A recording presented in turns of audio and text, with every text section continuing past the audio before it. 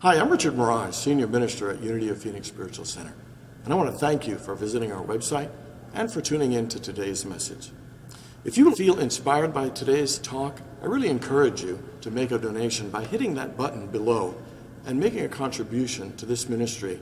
It'll allow us to continue these messages online and to do the great work we do here at Unity of Phoenix, which is to inspire people to live better lives.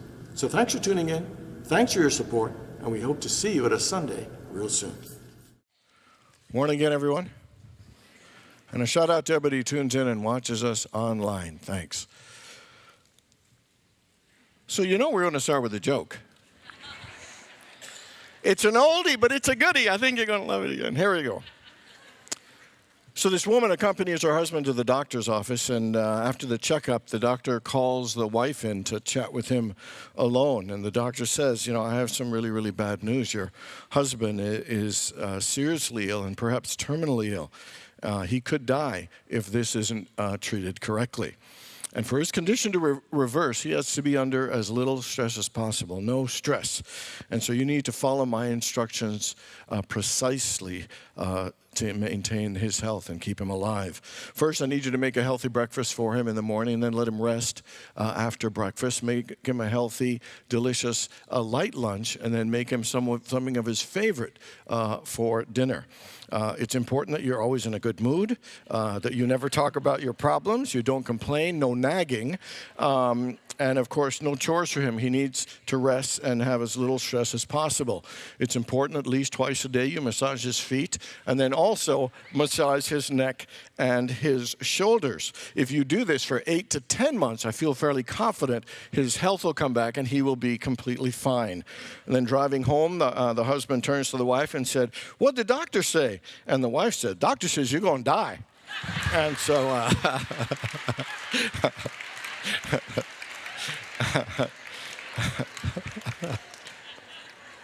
oh man. I'm not even married, and I love that joke. I love that joke.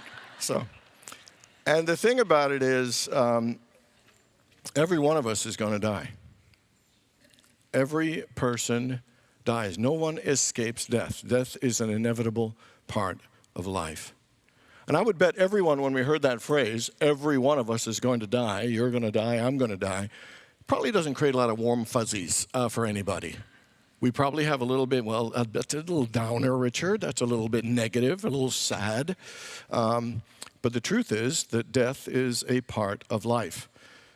And it's interesting, we're so afraid of this thing called death, is that we don't want to think about it, we don't want to do anything about it, we don't want to even talk about it.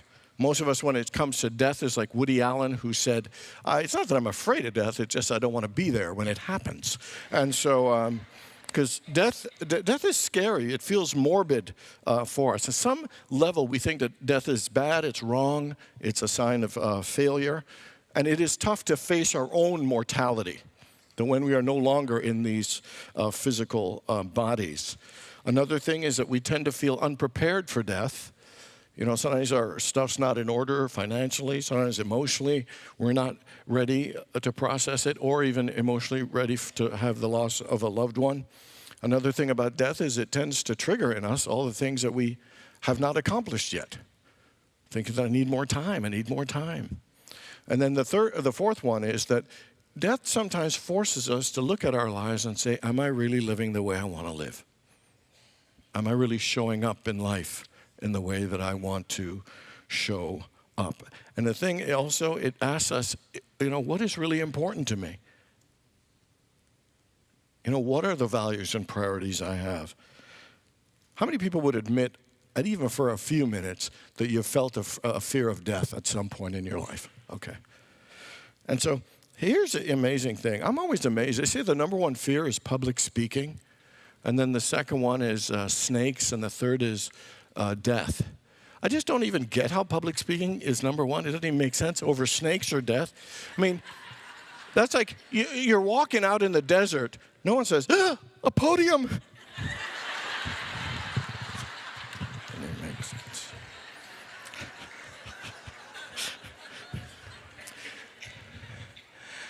And as high as public speaking is a fear, as high as snakes are a fear, and death is a fear, I will tell you something scares us even more. And that is, we are afraid to live. And my evidence of that is that look at the ways that we hold back from living when it's not life-threatening. Look at the ways that we play safe and don't take risks and don't trust and don't open our hearts. Look at the different ways that we choose to stay in our comfort zones and not go after our dreams. I say we are afraid to live, and that's what holds us back even more than this fear of death. How many people would admit that you have allowed fear to stop you from living as fully as you know you could live? And how many people would know at least one area in your life right now where you are holding back and not giving it your all right now? And that question is, where? Where in your life are you not living as fully? Where in your life are you not loving as fully? Where in your life are you not feeling as alive as you'd like to and not being all the person you know you came here to be and making the impact you knew you came to make? You know, we are afraid of death, we tell ourselves, but I truly think it's more we're afraid to live. And today I want to look at how do we live more fully? How do we make this a good day to die? By not holding back and by living life more fully. We are in the final of the 4-week series, You Are the One by Kurt Blackson. And I've really been loving and enjoying this book. In the first week, he said that you are the one, but most people don't want to believe we're the one. We think someone else is the one that'll write the great book. Someone else is the one that'll do these great things. But because we don't always believe it for ourselves, that we are gifted, that we are brilliant, that we can make a difference. And the truth is, we are here to make a difference. That we are created from the same beauty and wisdom and intelligence and greatness that created the sun and the earth and the stars, created us and endowed us with genius and brilliance and beauty that we sometimes don't value and acknowledge. The fact is, you are amazing. You are important and you are priceless. This world would not be the same without you. And there are things you are here to do and give that no one else can. You are an amazing, important, priceless expression of God. I am an amazing, important, priceless expression of God. Let's say that together. I am an amazing, important, priceless expression of God. Take a deep breath. Because you are the one. Second week, we talked about you got to take care of your business. And the first business we got to take care of is our unfinished business. Often we just want to move forward to greater success, and there are things holding us back that we haven't cleaned up. Things we need to release, to heal, to make amends for whatever it is so we can be free to move on. You know, we got to mind our business and look at the messages our mind tell us and also expand our business by taking some risks and stretching. Last week we talked about overcoming the master addiction, which is control. We love being in control. But the thing about control is it actually tends to limit and restrict the good that we're trying to create. And what we need to do is to find acceptance, surrender, and to listen, to open our lives, to allow the flow of genius and peace and creativity to move. And today we'll wrap up with A Good Day to Die, which is about looking at the areas where we hold back from living and allow ourselves to live and express these things more fully. So if I told you and you knew you were going to die 1 week from today, how would that change how you're living now? And how differently would you live this next week? You know, if you knew you had fewer tomorrows, how would you live your todays or this day? What would you change? What would you do differently? How do you think your outlook and attitude towards life would be? What would you do in your relationships? How would you invest your time and your energy? And so this morning, I want to look at the areas that we hold back in and how to express and live more fully. You know, the single greatest area that we tend to hold back on the most is love. When someone we don't like, something we don't do, we can shut our hearts off quick and close off and withhold love from people. It's amazing how quickly we can do that. You know, maybe we have been hurt, but we think closing our hearts and withholding love protects us in some way. that it makes things safer. You know, and it's amazing. We use any reason to stop loving. I mean, they said something we didn't like. They did something we didn't like. They aren't behaving the way we think they should. They're not a member of our club. You know, sometimes we'll dislike Democrats or Republicans because of what they are. You know, sometimes, you know, those Canadians, for goodness sake, there's a hard group to love right there. They're not Americans. They come and stay here all winter. I mean, they cause a lot of traffic jams. I mean, come on. I mean, you know, and Christian, Muslims, sometimes when someone isn't a part, that we can keep them out of our heart. And that's just not the actual truth. You know, we've been raised, all of us, you know, that there are conditions to love. That you have to act a certain way, look a certain way, do a certain thing for me to really open my heart to you and love. You know, and so sometimes we've even thought things like, if I love so much, I'll run out of love. Or things, I don't want to waste my love. I mean, as if we could do either with love, because that's how we have been conditioned. And what we end up doing is withholding and not loving as fully or openly as we can. And also that means not letting love in as fully as we can. Think of an area in your life where you're having a hard time loving someone, or not loving as fully as you'd like to. And my question is, what would it take for you to love more fully in that situation? What would they need to do differently? What would you need to change? What would it take for you to love more fully and not withhold your love? You know, Kut had a line here, and I love it. He says, all the love that you are holding back already exists in you. You know, there's all the love we could possibly want, need, desire, or express to all the people. It's already in us. But we're withholding it. And there are always two choices. You either refuse to use it or you choose to use it. And we often refuse. I know I've had times where I've refused to express love, and sometimes in simple ways. So I fell and I hurt my wrist when I was at the urgent care the other day. And a part of our prosperity thing is to give to a stranger. So the lady in front of me gives her medical stuff, and then the receptionist says that'll be a $40 copay. And she says, I don't have $40. I don't have $40. What kind of people are you? You're not going to treat me because I don't have $40? And I thought, well, so I started reaching to go get my credit card to pay for her copay. And then she says, I want to see the, and there was some colorful language. I don't want to, but there was. Your supervisor, da-da-da. And next thing I know, insults are flying back and forth, names, and then the lady's out. And there's a part of me that I initially thought, well, I'm not going to pay her copay if she's so mean. But then afterwards, I thought, you know what? You had the opportunity maybe to break in before she went, even when the supervisor thing was going on, and saying it, and that might have stopped that.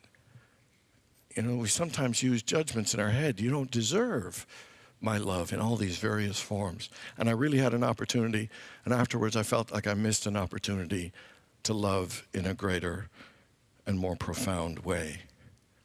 Sometimes we think there needs to be conditions to love, but we all have the potential to choose to love in any moment. Gandhi, when he was thrown in jail, once asked, could he get some scissors and sandals and some cloth? And in his time, he made these beautiful sandals. And when he was leaving, he said, could I get the officer that threw me in jail? And he came to him and he said, I made these for you. These are a gift that I made with you, and I made it with love, and I just wanted you to have it.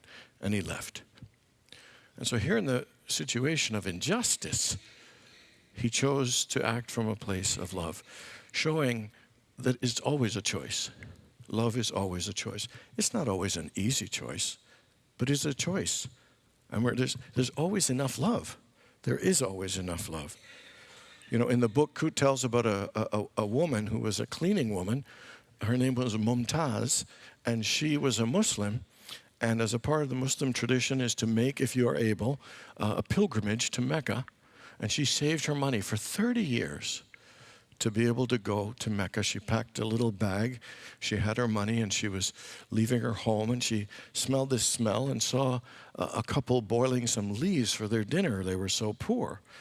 And Mumtaz said, those leaves are actually poisonous. You're more likely to die. And they said, what difference does it make? We'll die because we don't have food or money, or we'll die from this. And then she was so touched by that, she took the envelope of her entire life savings and she gave them and said, this is a gift from God. She went home, went back to work, and started saving for Mecca again. And the thing is, both, whether a stranger or injustice, show that love is always a choice. And what we need to ask ourselves is, in those moments and with those individuals where we know where our heart is closed, what would it take for me to love more fully in this moment? And sometimes it's going to be after the fact when we've already blown it, but still being willing to ask the question, what would need to change for me to love in this situation? What would I need to open up and see for me to open my heart and love in a greater way? Love is a choice. Love is an intention. And love is a commitment we make in moment-to-moment relationships and situations. And sometimes we get to choose again. Love is our nature. We are made in the image and likeness of love. We feel most alive when we feel love. Love is our source. Love is our birthright. It is our destiny, and it's also our responsibility. It is the greatest commandment. It is the fulfilling of the law, this thing called love.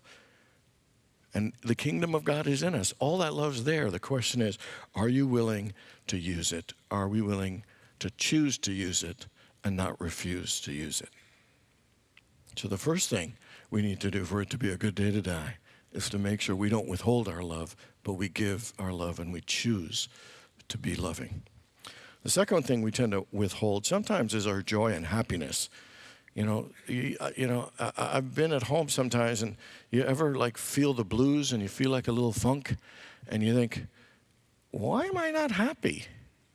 Nothing's wrong. Everything's cool. And that's because I think we sometimes think we need permission or something cool to be happening to be happy. Like happy, you need to have a reason to be happy. You need to have, because we treat happy as a reaction when something good happens. And the fact is, sometimes we just don't let ourselves be happy. We can be a little miserable and cranky, even when there's nothing to be miserable and cranky about. I think Abraham Lincoln was a genius when he said, people are about as happy as they make up their minds to be. Because it isn't what about going on, it's what about you choose. So based on how you're feeling today, how happy have you chosen to be today? And how happy could you choose? I mean, think about it. Right at this moment, what's stopping you from being really outrageously happy and joyful? And I would suggest that your life probably has way more things to be joyful and happy about than being miserable and cranky about. And again, it is a matter of choice. I remember when I was a kid, first time I heard the line from Psalm 118:24. This is the day that the Lord has made. Let us rejoice and be glad in it.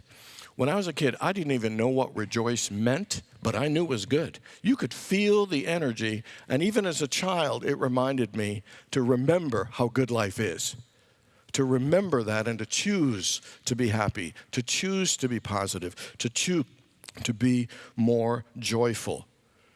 That we don't need reason, just the fact that we are alive and here, we can get excited and be happy and be joyful every single day, to see the sun. I mean, to see all the beauty, for the people that are around us. It is amazing. Kut went on this 500-mile pilgrimage from, in Spain. It was called the Di Camino de Santiago. And on this pilgrimage, he had met a guy at one of the monasteries where people stay along the path, and he was cooking food, and he was all joyful and happy. And he's thinking, does this guy own this monastery? And no, he was just one of the guests. He just happened to be a happy guy, and he was including people, and he cooked food for them. And so the next day they're hiking, and Kut's thinking, man, this guy's so joyful and so positive. I want to be around him. So he kind of walks up, and when they can walk together, and he says, man, you're really kind of joyful. Can you tell me about your life? He says, well, life's really good, but, unfortunately, a couple of months ago, my wife left me for a younger man. And, so I'm walking here and doing the best. And he said, I would be crushed and devastated. And he said, well, the thing about love is it can't be out of obligation or manipulation. I can't make her a prisoner or force her or give her an ultimatum. So I realized I had to set her free. And the best thing I could do is do my best to just keep happy and loving and positive. And maybe she'll come back. But, right now, I just think choosing to be happy and doing this trail is the best thing for me. And then he said, I noticed your backpack is like 50 pounds, man. That's a lot of stuff. Why would you bring so much stuff on this 500 hike? And he said, well, I decided years back that my commitment was to love and bring more joy into people's lives by being of service to them. So my backpack is packed with things not for me, but gifts for strangers that I will run into along this path. And my goal is to empty this pack before I get to the end. And he said, it's always amazing. I pick all these gifts, and the right one always seemed to go to the right people. And so he pulls out a book about the Camino, and it's in Japanese, and he gives it to Coot. And I don't know if I told you, but Coot's mom is Japanese. And Coot was blown out of the water. What are the odds that this guy, total stranger he meets, hands him a book, and it's in Japanese. And his dad's from Ghana, but his mom is Japanese, and that she would appreciate it. And he wanted to tell his mom about the Camino, and now he's got a book in her native language. That Eduardo guy chose joy. He chose to be joy. He chose to share his joy and to live joy.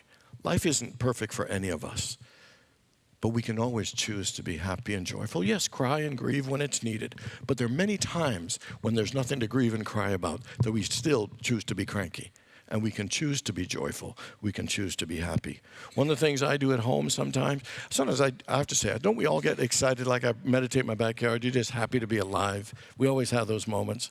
But this is for when the moments that we don't, that we're just there and we're just feeling a little blue. And what I like to do is I just make myself smile. And I just smile to myself. I look at myself in the mirror and I'll smile. I mean, seriously, it's just, so smile right now, buddy. And then turn to the person to your left and just smile, show your smile. It's a beautiful thing, smiling. And then the next thing I do is while I'm smiling, I make a fist. So make a fist. And then I'll say yes 3 times together, okay? Yes, yes, yes. Take a deep breath. Feel that energy. And now say thanks, thanks, thanks. Together. Thanks, thanks, thanks. Deep breath. Smile again. All right. Now I want to, did your happiness and joy level go up a little bit? And my question is, where'd it come from? Exactly. That it's always there waiting for us. That's why I love his book, You're the One. The world's waiting for the love that's already in you to come forth, waiting for the joy that's already in you to be expressed and to be shared. And the final one is finally to share our magnificence. There is magnificence and genius and beauty and intelligence in you. Uniquely designed in you, uniquely that can only be delivered by you. And sometimes we withhold it, think it's not good enough, or compare it to somebody else who does this, that, and the other thing. And maybe it's to work with children, or maybe it's music, maybe it's design. I don't know what it is, but it is in you. You have gifts to organize. Maybe it's with math. Maybe you're good at money. I got a guy, his name is Dennis. He's such a good fixer. This guy, he is incredible. I love having him come to my house and fix things just to watch how great he is at fixing things. I'm not sure if I even have anything to fix, but I pay to watch how good he is at what he does. It is amazing.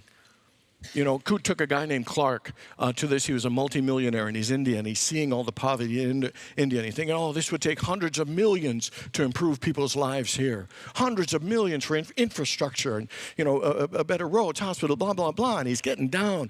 And Coot said, there's something in you now that you can do. And he's saying, how? How can I do anything? Blah, blah, blah. And Coot goes and buys 4 bags of bananas, and they go to this bridge where these homeless people are living. And he goes and he hands every single one of them a banana. And these people are smiling and they're laughing. They're welcoming them to their tents and by their fires, and they had a great time. Sometimes we think it's got to be big. It's just what is in you, where you are living, and what's going on in your life, and are you willing to bring it out? Because it'll make a difference. I remember after my accident, I thought I'd never get a job. I'm not good at anything. I was living at home. I just thought, man, this stinks. I got no life.